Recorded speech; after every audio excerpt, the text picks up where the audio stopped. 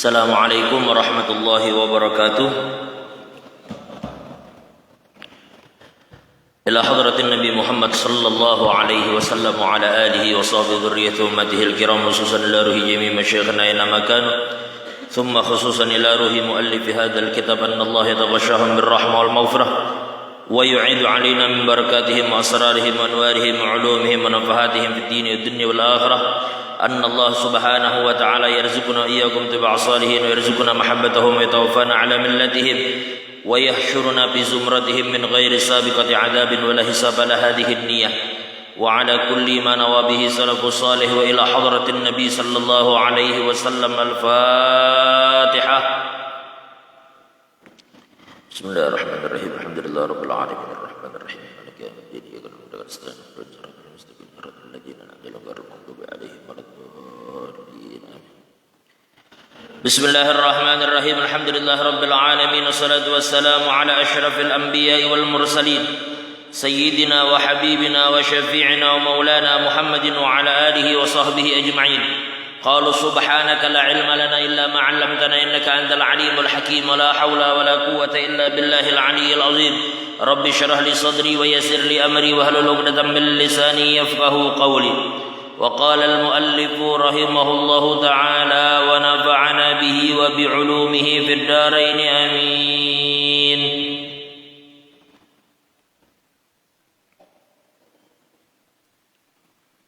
Alhamdulillah,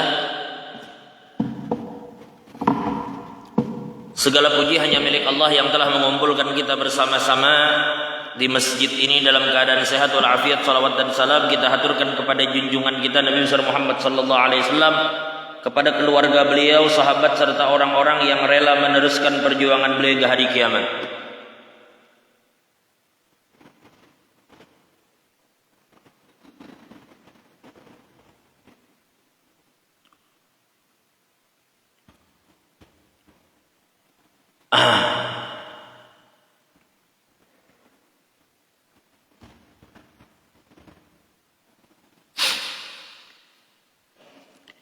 Bismillahirrahmanirrahim.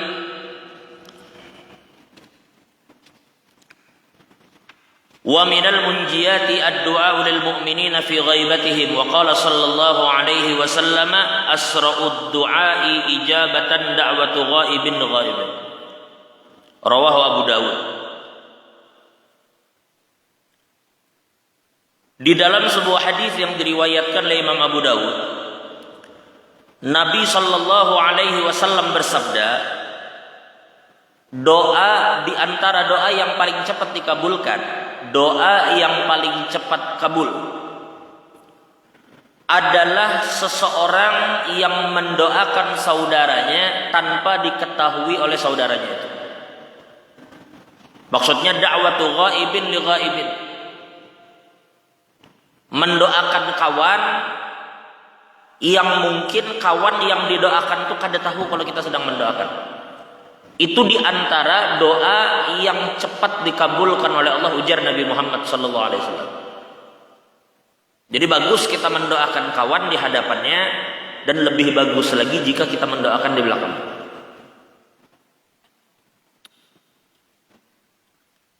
Makanya para ulama kita mengatakan bahkan di dalam berdakwah pun, manakala kadang kita melihat sesuatu yang mungkar lalu kita menegur dengan lisan, dan terkadang lisan kita menegur dengan cukup keras,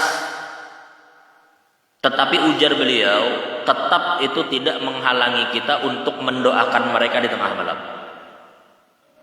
Guru mendoakan muridnya, para dai mendoakan umat ini di tengah malam. Karena doa tanpa diketahui oleh orang lain itu cepat sekali dikabulkan oleh Allah. Baik.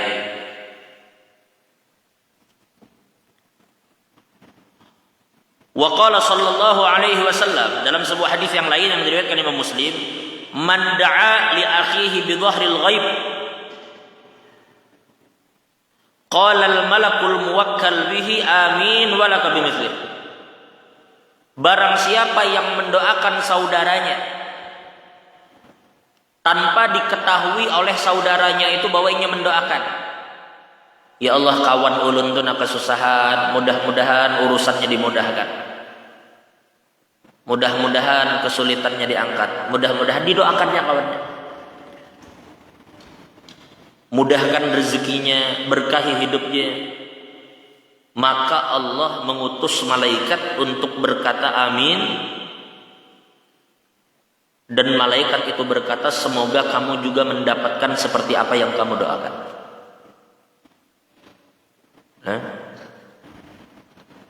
Pertama malaikat mengaminakan, yang keduanya mendoakan. Amin ya malaikat, nang doa kita lawan kawan.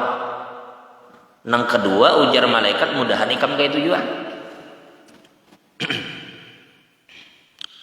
Wa qala sallallahu alaihi wasallam, dan dalam hadis lagi yang diriwayatkan oleh Imam Tabrani, man istaghfara lil mu'minina wal mu'minati kulla yawmin 27 marratan kana minal ladzina yustajabu lahum wa yurzaqu bihim ahlul ardh. Barang siapa yang beristighfar setiap hari untuk kawannya orang-orang beriman sebanyak 27 kali, kana minal ladzina yustajabu lahum, maka dia termasuk orang-orang yang doanya dikabulkan oleh Allah. Artinya doa itu bakal kabul. Wa yurzaqu bihim ahlul ard, dan dengan sebab mereka penduduk bumi akan dimudahkan rezekinya oleh Allah. 27 kali setiap hari. Ini satu dulu riwayat. Adalah dalam sehari itu kita membaca istighfar untuk orang beriman 27. Amun kita mengumpati wirid orang-orang bahari yang disusunakan oleh ulama kita, sebagaimana disusun di antaranya kalau kita memperhatikan di imdad. Di imdad itu diajarkan membaca astaghfirullah lil mu'minina wal mu'minat itu 27 kali imbah subuh, imbah asar, dan 11 kali dari sholat yang 3, zuhur, maghrib, isya. Habis maghrib 11, habis isya 11, habis zuhur 11, habis subuh, habis asar berapa? 27. Kenapa begitu? Coba kita lihat dulu. Ini kita bicara 27 sehari. Dalam satu hari dibacanya 27 kali. Maka dia termasuk orang yang doanya dikabulkan, dan dengan sebab dia rezeki orang dimudahkan oleh Allah. Karena salah satu hal yang menghambat rezeki itu para jamaah adalah dosa kita. Coba pian perhatikan di dalam sembahyang duha, ketika pian berdoa, salah satunya pian berkata, Allahumma in kana rizqi fis sama' fa anzilhu, ya Allah kalau rezeki ulun di langit turunkan, wa in kana fil ardi fa akhrijhu, jika memang rezeki ulun ada dalam tanah keluarkan. Nah, salah satu kalimatnya nanti adalah in kana dzamban faghfirhu, ya Allah jika selama ini rezeki ulun terhambat karena dosa, maka ampuni dosa itu.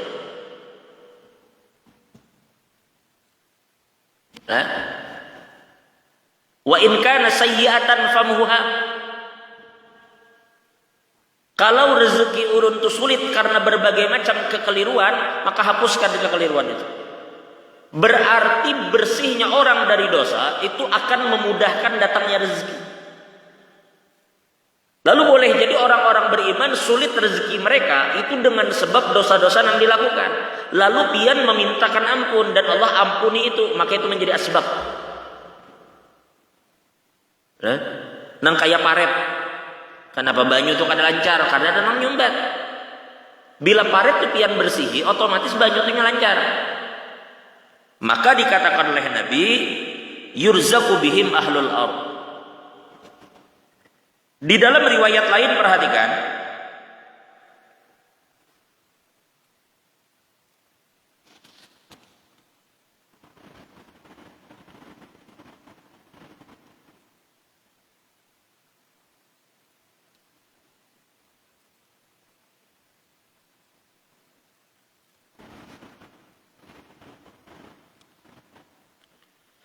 man wadhaba ala hadzal istighfar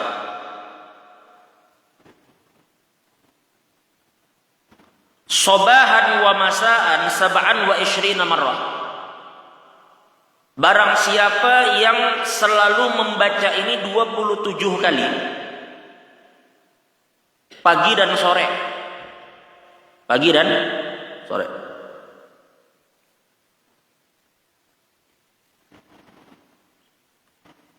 lam yara ma yakrahu fid dunya wal akhirah, maka dia insya Allah tidak akan melihat apa yang dia tidak sukai dunia ataupun akhirat.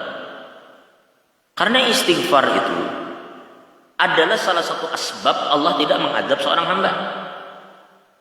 Wa ma kana Allah liyu'adzibahum wa anta fihim wa ma kana Allah mu'adzibahum wa hum yastaghfirun. Apa istighfarnya?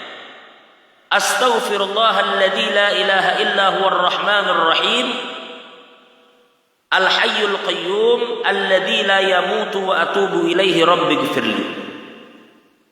Itu dibaca sebanyak 27 kali pagi dan sore. Maka dengan izin Allah, orang yang mengrutinkan membaca itu, dia tidak akan melihat sesuatu yang akan menyakiti hatinya atau yang tidak disukainya baik di dunia ataupun di akhirat.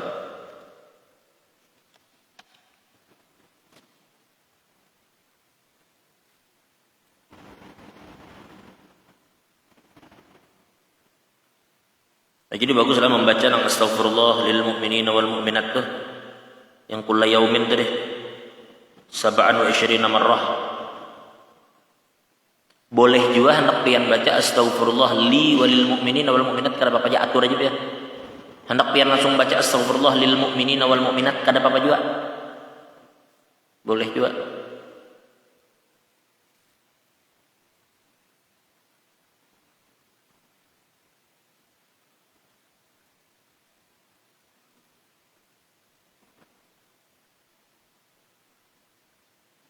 Biasanya nang 27 tuh habis apa gura ini? Habis subuh lah. Habis subuh. Karena Bapak, yang penting ada dalam sehari itu membaca 27. Bagaimana hadis yang diriwayatkan oleh Imam Tabrani. Bagusnya pagi-pagi pulang dibaca.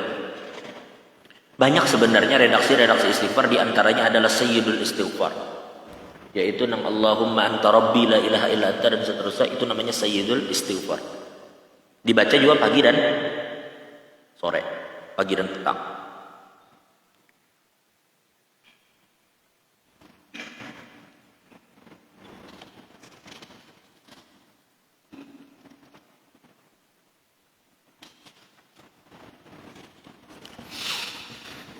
Nang kayak khatib Jumat naik ke mimbar, doanya Allahumma ighfir lil mu'minina wal mu'minat wal muslimina wal muslimat dan seterusnya.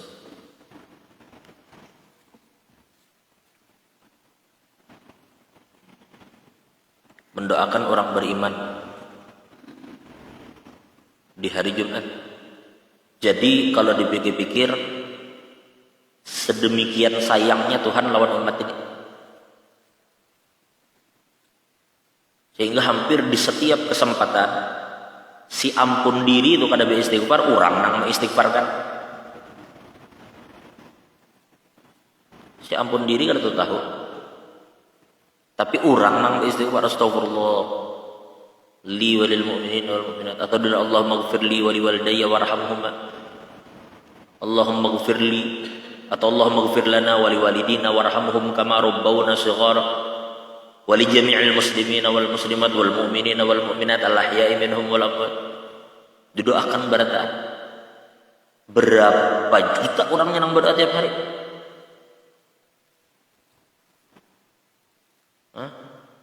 Belum lagi orang yang membaca doa Allah Rabbana ighfir lana wa li ikhwanina alladzina sabaquna bil iman. Ya Allah, ampuni dosa kami dan orang yang telah mendahului kami nang bawa iman. Itu termasuk orang-orang bahari nang zaman Nabi, nang zaman Nabi Musa, nang zaman Nabi Nuh, nang beiman. Jadi itu daripada menunjukkan bahwa orang-orang beriman itu adalah orang-orang yang dirahmati oleh Allah. Maka sepantasnya bagi orang beriman itu saling mendoakan agar masing-masing diampuni, masing-masing selamat. Makanya bila bertamu gitu, assalamualaikum warahmatullahi wabarakatuh. Nah, lalu inya memulai. Jadi tidaklah orang itu bertemu, lalu inya memberi salam, lalu bersalaman. Kita orang Islam itu begitu pada jamaah. Kita orang Islam itu memberi salam bersalaman. Bukan nang gaya kayak itu.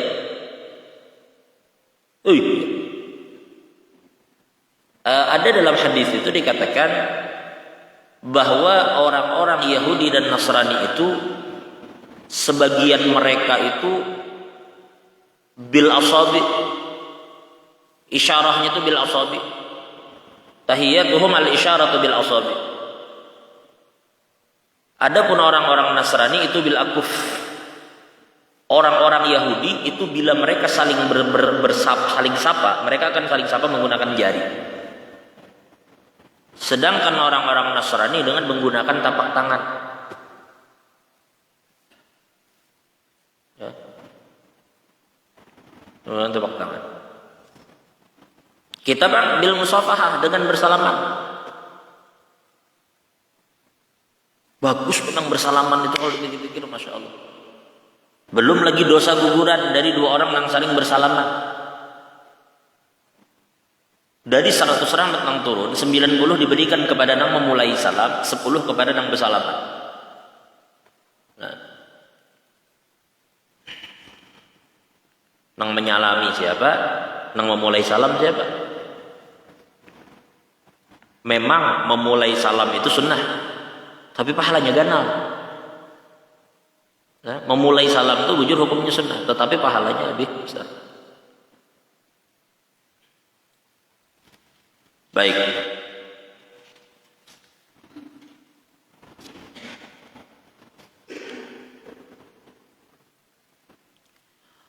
Wa qala sallallahu alaihi wasallam, dan dalam hadis yang lain Nabi bersabda, afdalu ibadati ummati tilawatul Quran. Ibadah umatku yang paling afdal itu adalah membaca Al-Quran.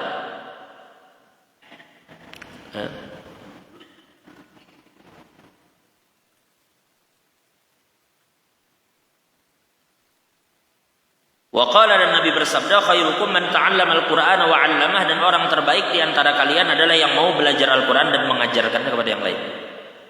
Belajar, mengajar Quran.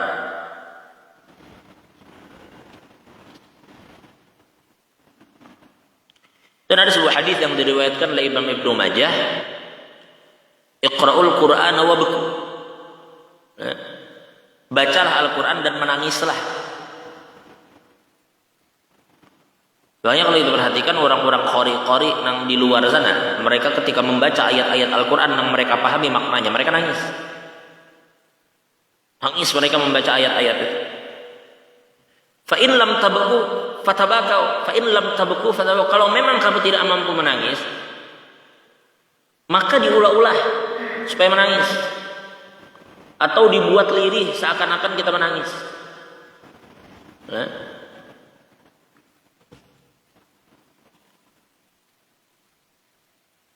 Ya, kata diulah-ulah menangis. Ya emang kalau-nya, makanya kan dikatakan zayyinul Qur'an bi aswatikum. Sebagaimana disebutkan oleh Imam Ibnu Hibban dalam Sahih Ibnu Hibban, dan juga Imam Hakim dalam Mustadraknya, zayyinul Qur'an bi aswatikum. Jadi para jamaah, kalau adzan itu ulama menjelaskan, kalau ada dua orang, itu kita bicara di bahari lah dulu lah. Nabi Muhammad itu kan punya muadzin dua, nang adzan setiap hari, setiap subuh. Nya ada adzan nang belum masuk waktu, itu adalah Sayyidina Bilal. Nya ada adzan setelah masuk waktu, itu Sayyidina Abdullah bin Ummi Maktum. Bila Abdullah bin Ummi Maktum itu adzan, berarti itu subuh bujuran sudah masuk. Bila Sayyidina Bilal nang adzan, itu belum subuh. Nah, kalau dulu, sekarang ini kan kita bicara nih ada son. Kita bicara andai kata bahari nih. Ada dua orang, seikung ini suaranya bagus, tapi powernya kurang. Bagus memang, tapi suaranya tidak memiliki power yang kuat. Kada kencang gitu. Bagus. Nang seikung suaranya kencang benar. Tetapi kadang menjelek. Artinya tidak sebagus yang ini. Tapi dia punya suara kencang. Maka ulama mengatakan yang afdal menjadi muadzin adalah yang kencang suaranya. Kenapa? Karena pada dasarnya adzan itu sifatnya adalah i'lan. Itu adalah untuk memberikan kabar kepada masyarakat bahwa waktu sholat telah masuk. Maka inti daripada adzan itu adalah menyampaikan pesan. Nah kalau hari ini kan antara suara kencang kada kencang ya kada ada bedanya lagi sudah bemik. Apalagi bedanya suara kencang kada kencang tuh mik sudah ada mik aja dan kencangi. Nah kalau begitu ya sudah, karena kalau imam itu berbeda. Memang ukuran pertama itu bukan suara kan imam. Para ulama mengatakan imam itu yang penting itu adalah ini aqra, dalam riwayat itu afqah. Dan sebagian ulama mengatakan aqra dulu ya afqah. Adalah orang yang benar-benar mengerti hukum sholat itu. Bahkan sebagian ulama merincikan di dalam fikih, seandainya ada orang yang mereka itu luas ilmunya dalam fikih, luas saja, tetapi tidak terlalu dalam. Ada nang ini ilmunya kada terlalu luas di fikih yang lain, di fikih muamalat, di fikih jinayat. Ini kada terlalu kuat, tapi khusus fikih sholat, inya bujur-bujur mendalami dengan detail. Khusus di fikih sholatnya. Ada nang ini fikih sholatnya kada terlalu dalam, tapi luas hampir semua pengetahuan inya punya. Muamalah itu anak muamalah muasirah lah. Inya paham, tapi tidak terlalu dalam sholat. Maka ulama memfatwakan nang dijadikan imam adalah orang yang paling luas dan paling dalam pengetahuannya tentang sholat itu. Karena inya menjadi, jika bahasa kita tuh imam, inya menjadi pemimpin di situ.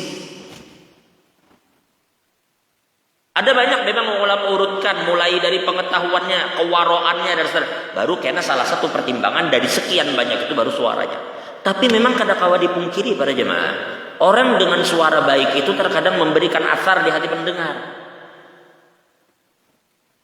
memberikan dampak. Kalau ulun tidak khilaf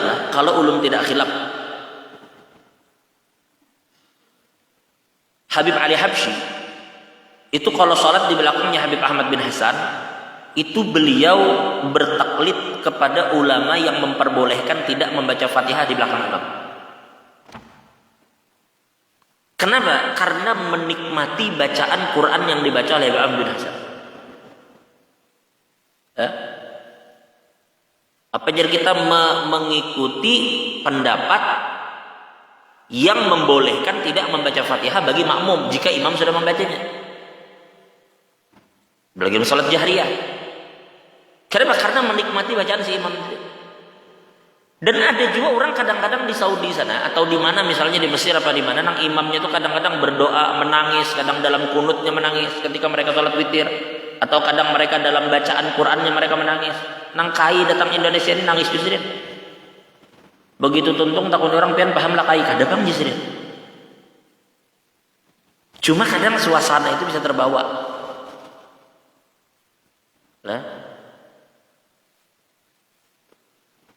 memang bacaannya kada beres, bisa ketawaan makmum.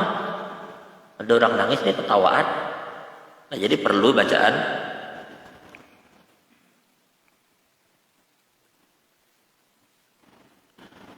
Kalau kita bicara bacaan itu kan tentunya adalah makharijul huruf yang utama. Lalu bagaimana dengan orang-orang nang cadel? Orang-orang nang cadel.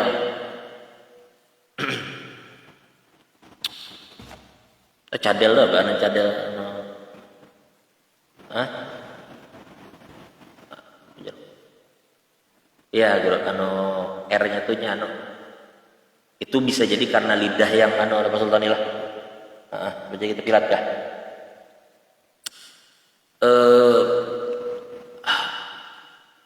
Pertama, ada satu kitab ditulis oleh salah seorang ulama Indonesia, nama kitabnya adalah kitab Kasyifatus Saja. Kitab Kasyifatus Saja itu adalah syarah daripada kitab Safinatun Najah.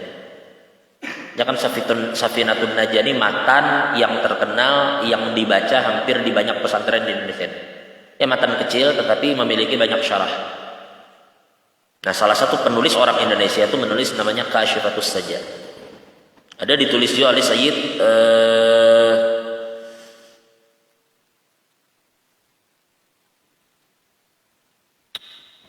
Sayyid Ahmad Syatiri kah guru ini Nailur Rajat. Ya kalau ada khilaf Sayyid Ahmad Syatiri adalah Ahmad bin Ayyakah Ahmad Syatiri atau Muhammad Syatiri, pokoknya dari keluarga Syatiri. Itu menulis satu kitab namanya Nailur Raja. Yang paling besar salah satu syarah yang paling, tapi ada juga satu syarah Safinah itu yang ditulis oleh Dr. Amjad Rashid. Dr. Amjad Rashid, salah seorang ulama di Jordan.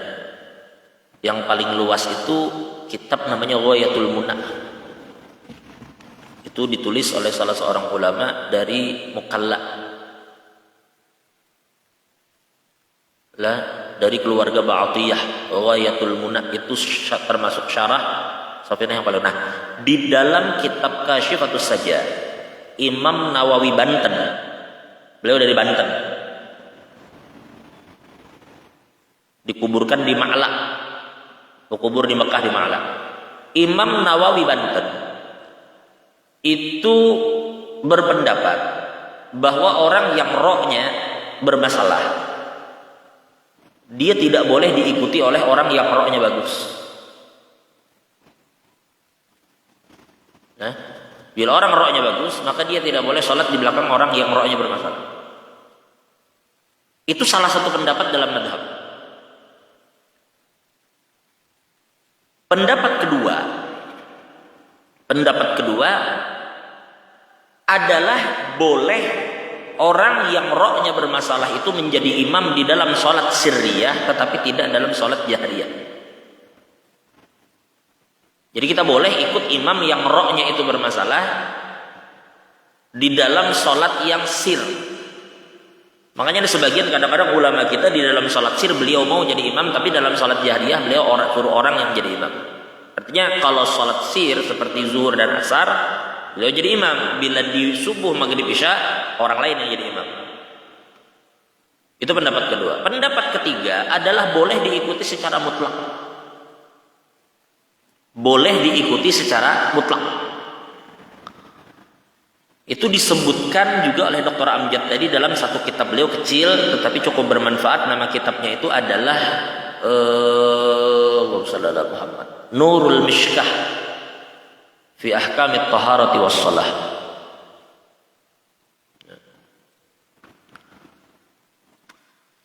Jadi ada tiga pendapat. Pendapat yang mengatakan bahwa tidak boleh diikuti. Pendapat kedua mengatakan boleh diikuti jika sirriyah dan tidak boleh diikuti jika jahriyah. Pendapat ketiga adalah boleh diikuti secara mutlak.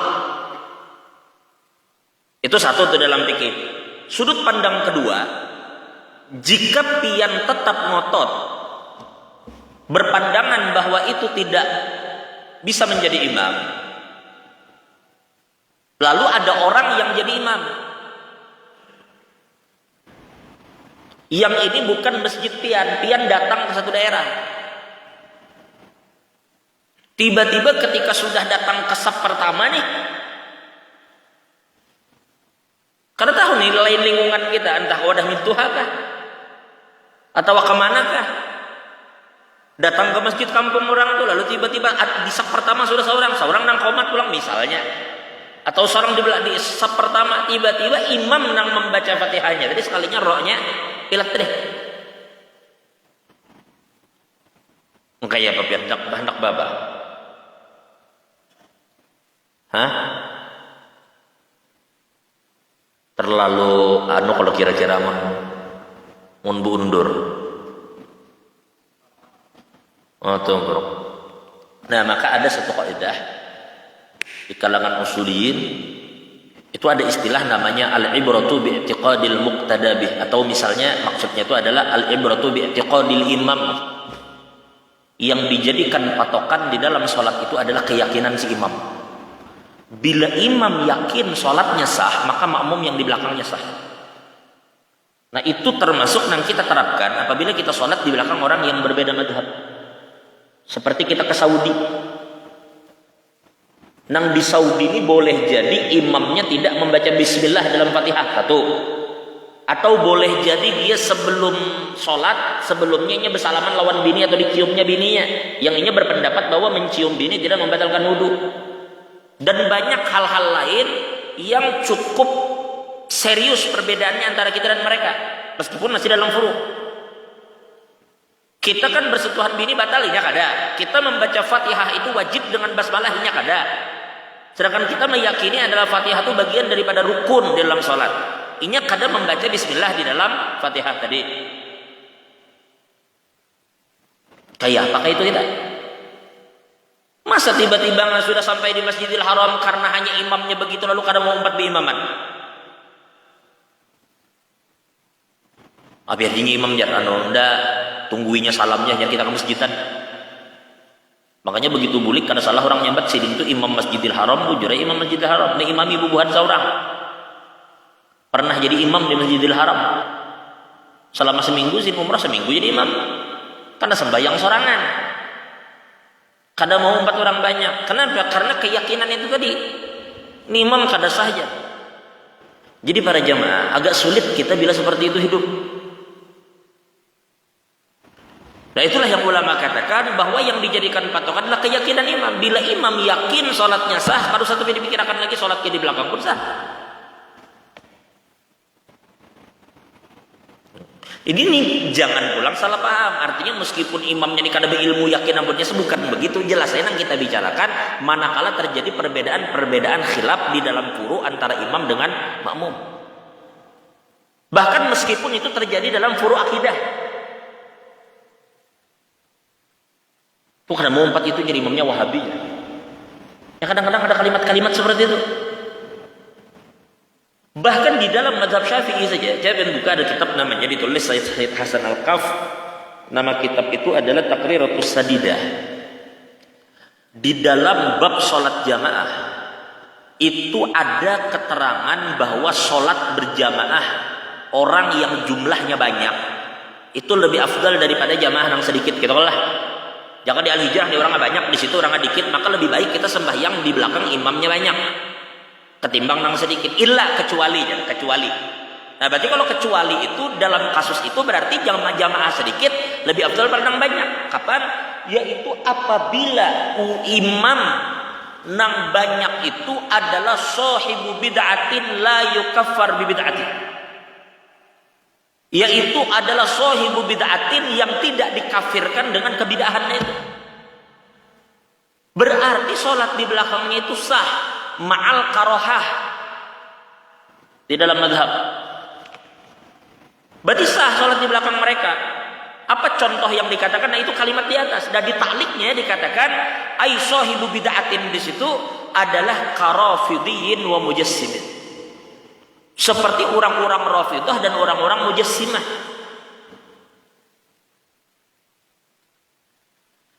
Jadi para jamaah, terjadinya perbedaan pendapat ulama itu hampir di dalam setiap aspek. Bukan hanya fikih, ulama usul berbeda pendapat. Bahkan jangan pian kira di dalam ilmu kalam tidak ada perbedaan pendapat. Antara Imam Asy'ari dengan Imam Maturidi itu berbeda pendapat dalam beberapa pandangan. Apalagi yang lain. Jadi oleh karena itu para jamaah yang dimuliakan oleh Allah, memang niscaya saat ini kita harus legowo dengan berbagai perbedaan pandangan itu. Lah, untuk bisa satu tuh memang Allah menciptakan manusia ini kada satu, Pak. Pandangan tuh berbeda, tetapi kada boleh pandangan berbeda tuh malah kita akhirnya menjadi berpecah belah. Terjadinya perbedaan pandangan itu tuh bayangkan biar dalam kasus-kasus yang apakah Allah Ta'ala itu bisa dilihat di akhirat atau kada, itu ulama berbeda pendapat.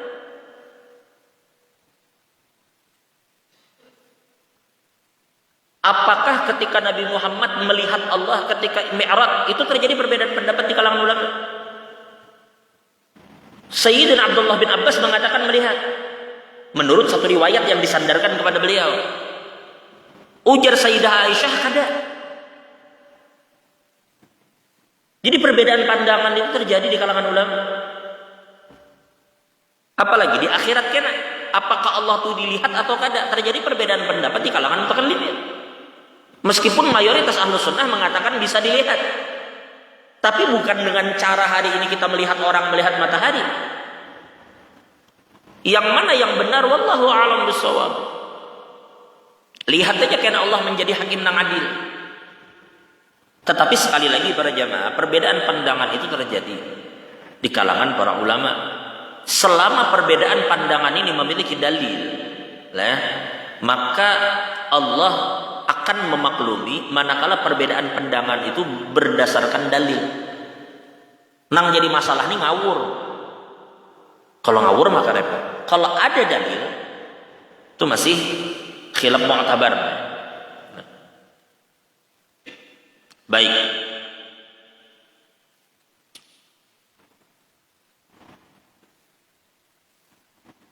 Sekali-sekali kita dengan izin Allah kita akan bahas hadis. Ada satu bahasan menarik oleh para ulama tentang hadisul iftiraq.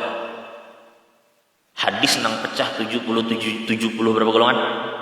73. Mulai dari kita bahas apakah hadis itu.